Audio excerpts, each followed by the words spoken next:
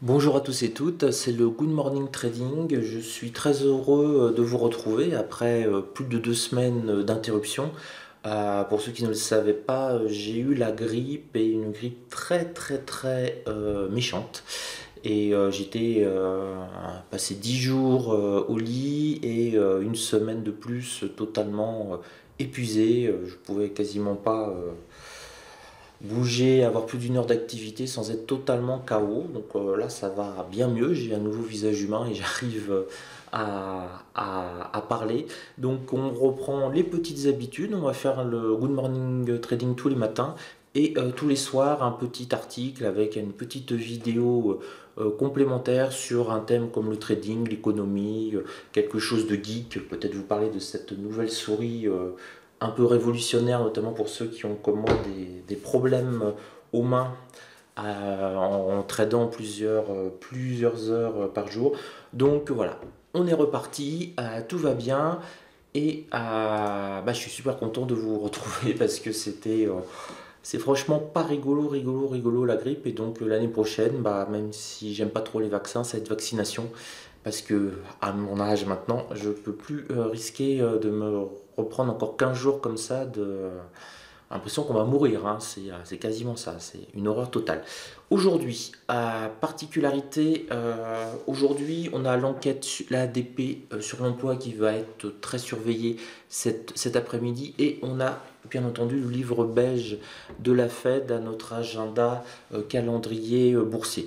Alors si je résume la situation sur les marchés à l'heure actuelle, qu'est-ce qui se passe? On a deux courants. On a un courant positif qui nous porte, comme on le voit depuis de nombreuses semaines, mais c'est même depuis le 24, le 26 décembre.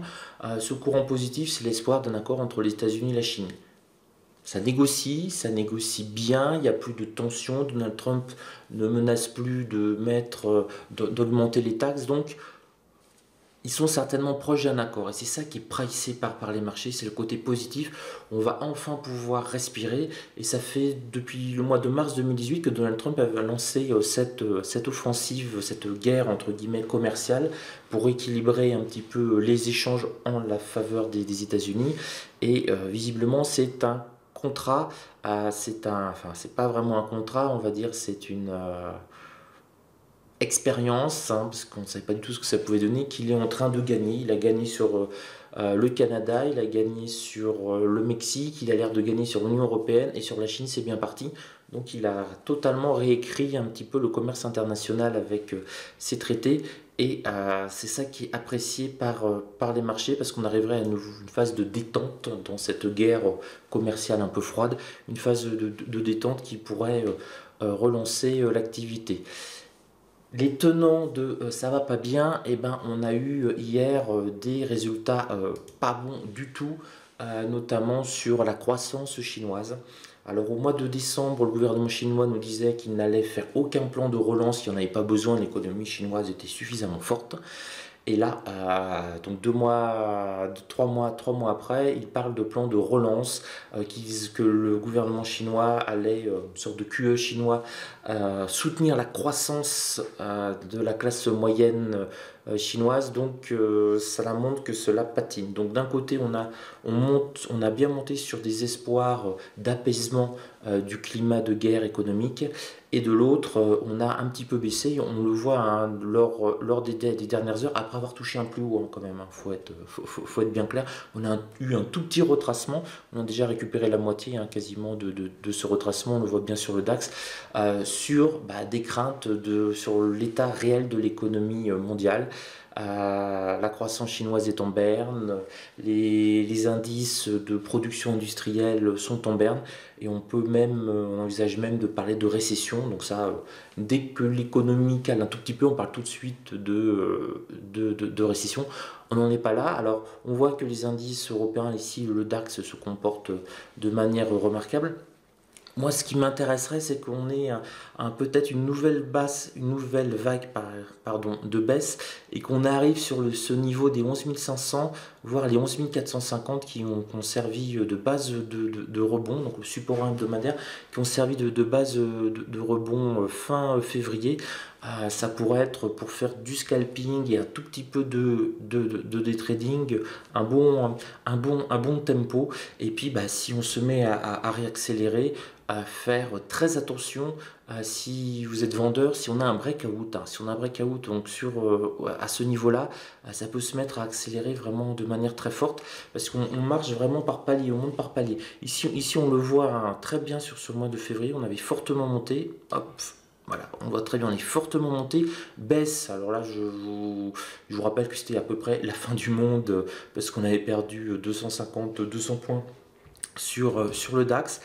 Réaction violente, on a cassé le plus haut qui se trouve ici et ce plus haut devient ensuite, on voit très bien là, support et on repart à la hausse. Donc attention, si on est vendeur, ça pourrait paraître intéressant de se mettre à vendre sur ce niveau-là.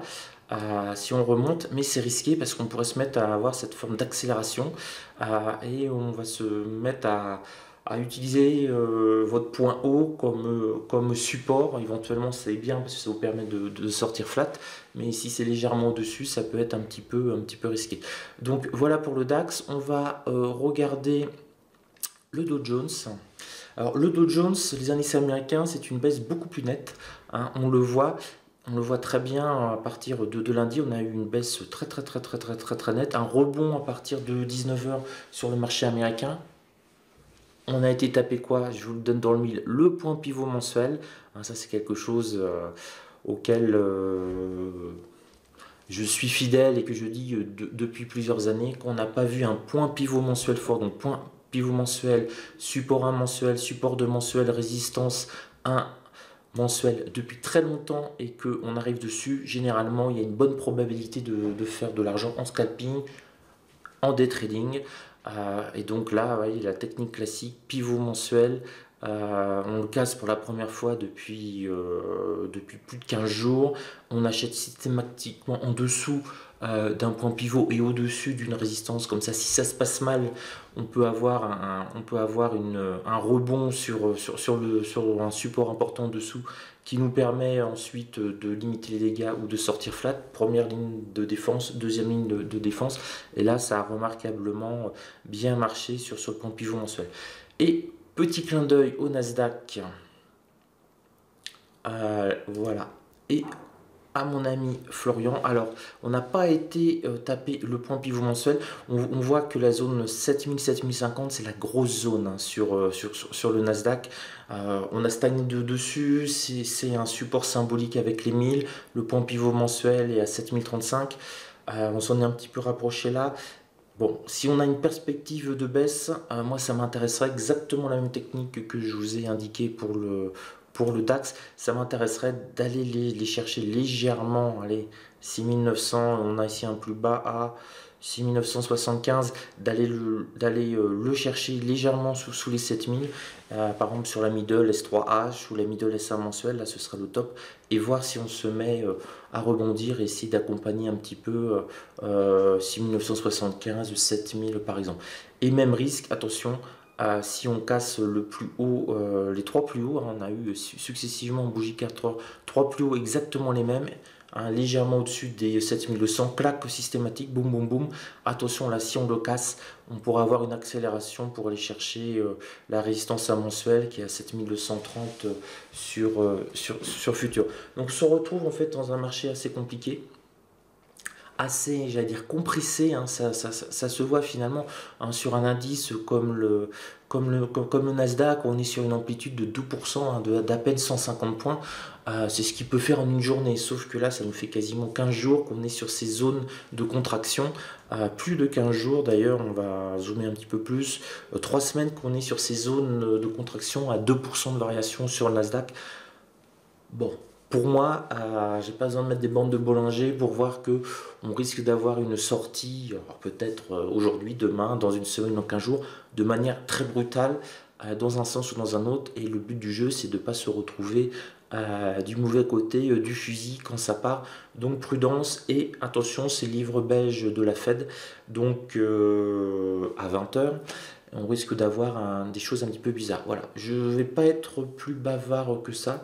On se retrouve ce soir. J'ai plein d'idées d'articles et de vidéos, donc vous en aurez un. Ce sera, je peux pas vous dire lequel, j'en ai une quinzaine en tête, donc vous en aurez un.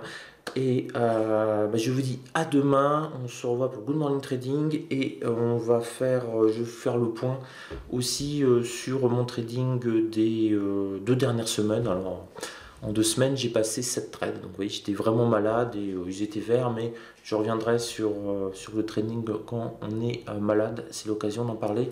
J'ai pas mal d'expérience récente là-dessus. Sur ce, je vous souhaite une belle journée de trading. Tradez bien. Restez calme et zen. C'est du trading de range, ça peut être un petit peu énervant. Bah écoutez, hein, on fait avec. On essaye d'acheter bas et on essaye éventuellement de vendre haut, mais surtout de ne pas se prendre un breakout dans la tête qui anéantirait des beaux résultats. Voilà, allez, je vous souhaite une belle journée de trading et je vous dis à ce soir. Ciao!